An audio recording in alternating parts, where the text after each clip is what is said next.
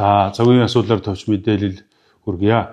Үндэсний бүхэн холбооны ёс зүйн сахилга хариуцлагын зөвлөлийн 2026 оны 6 дугаар сарын 10-ны өдрийн хурлаар нэр бүхийн хоёр бүхэд ёс зүйн хариуцлагаа өгдүүлсэн байна. За, энэ талаар товч мэдээлэл өгье.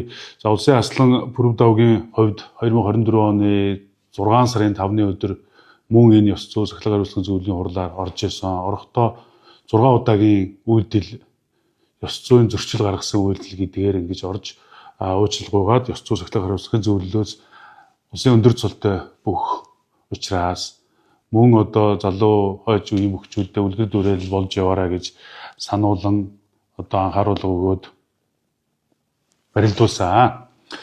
2025-2026 оны Монгол бүхэн өргөнд тулсан заал танхимын барилдаануудад Улсын аслан Пүрэв давгийн хувьд 8 удаа өөрийг нь давсан бүхчүүд болон барилдаж байгаа бүхчүүд засвал хөлийн цэцүүдэд одоо ёс зүйн үйлдэл хандлага гаргаж байсан. Өөрөөр хэлбэл одоо энэ 8 удаадаа одоо бол хүүхэд залуучууд хэрэглэхээ байсан энэ фиста гэдэг үгийг одоо хэлж ийм ёс зүйн үйлдэл гаргасан. Мөн улсын хачин сосор орон бас бус нэр бүхий бүхчүүдтэй барилдаж унахтаа ёс зүйн үйлдэл гаргадагт нь давтан үүний гол зүйл нь бол өмнөх одоо сануулгын арга хэмжээг өгсөн байтал ийм үйлдэл гаргасан дээр ингээд 5 сараар эрхийг хассан байна. Аймгийн аслан Бомбаярын хувьд бол хоёр бүх барилдаж яхад хөндлөнгөөс барилдахаар одоо очиход хөндлөнгөөс очиж өөрт хамааралтай холбоо хамааралтай бүх төр очиж хинд хандж байгаа нь мэдэгдэхгүйгээр мөн бас ёс зүйн үг хэллэг хэлж үзэгч олон нийтийн дургуйслыг ихээр хүргэсэн ийм зүйл гарсан.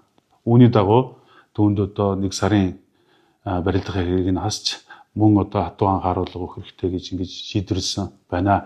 Үндэсний бүхэн холбооны ёс зүйн сахилга хариуцлагын зөвлөл бол үндэсний бүхэн холбооны эхийн хурлаар дүрмэндээ заасан ийм зөвлөлөө. Үүнд бол хүний эрхийн хуульч, эрх зүйч, өмгөөлөгч, төвөгч одоо ийм хүмүүс бас орж ажилладаг зөвлөл юм аа. Тэгээ энэ зөвлөл бол ямар нэг асуудлыг бол хуулийн хүрээнд тун хугацтай хэлэлцэж бүхчүүдэд бол соён гэгэрүүлэх анхааруулах ажлуудыг бол ихээр ингэж хийж ажилладаг ийм зөвлөл гэсэн үг вэ. Энэ бол одоо нэг удаагийн үйлдэлээр юм уу зөрчил тооцогдсон ийм асуудал бол байхгүй гэдгийг одоо бүх сонирхогчдод мэдээлэл хүргье.